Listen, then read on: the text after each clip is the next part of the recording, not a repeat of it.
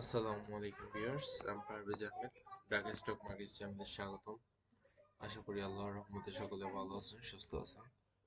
তো আজকে আমি আপনাদের সাথে আলোচনা করার চেষ্টা করব ব্যাংক সেক্টর নিয়ে। তো আশা করি আমার সাথে আপনারা শেষ পর্যন্ত থাকবেন।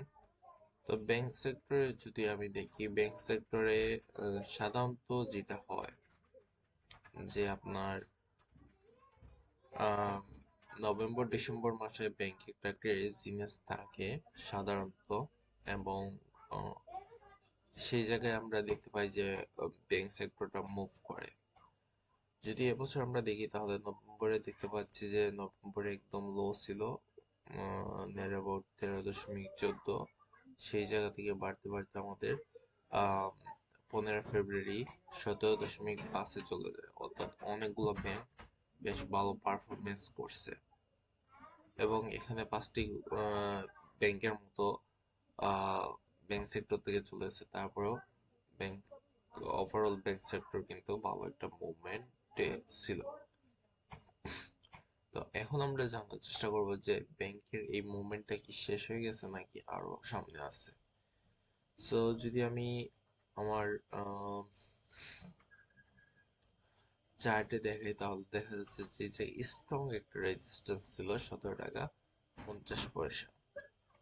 ব্যাংক যেভাবে বাড়তেছিল বোঝা যাচ্ছিল যে এটাকে সে ক্রস করবে, বাট আনফরচুনেটলি সে এই জায়গায় প্রথমে এসে বাধা পায় এবং আহ, তারপরে একটু নিচে আসে, নিচে আসার পরে আবার উপরে যাওয়ার চেষ্টা করে, বাট এই রেজিস্ট্যান্সটাতে স্ট্রংলি ব্রেক করতে পারে নাই, এবং ফলশ্রুতিতে এটা নিচের দিকে আসা শুরু করে।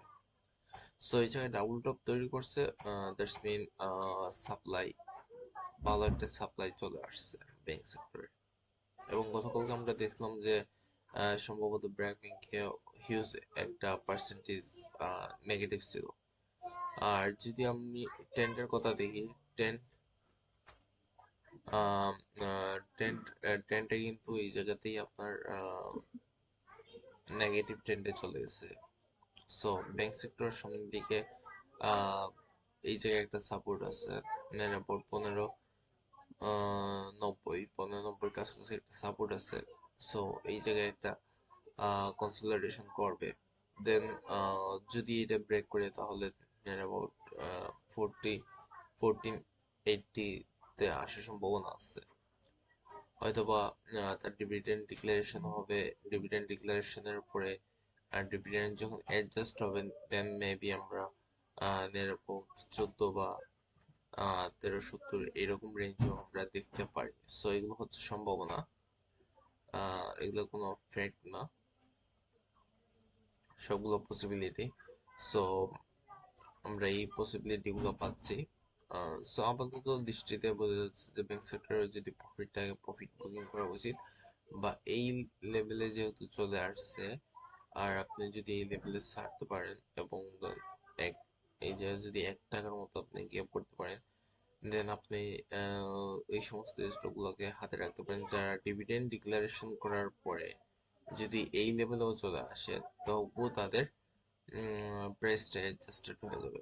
যেমন যেমন যদি বলি আমি উত্তরা ব্যাংকের কথা যদি আমি বলি, তারা দেখেন আহ, তারা যে নভেম্বর ডিসেম্বর থেকে মুভ শুরু করছিল, তো সেই পরিমাণ, যে পরিমাণ বাড়ছে সেই পরিমাণ কিন্তু অ্যাডজাস্ট এখনো হয় নাই।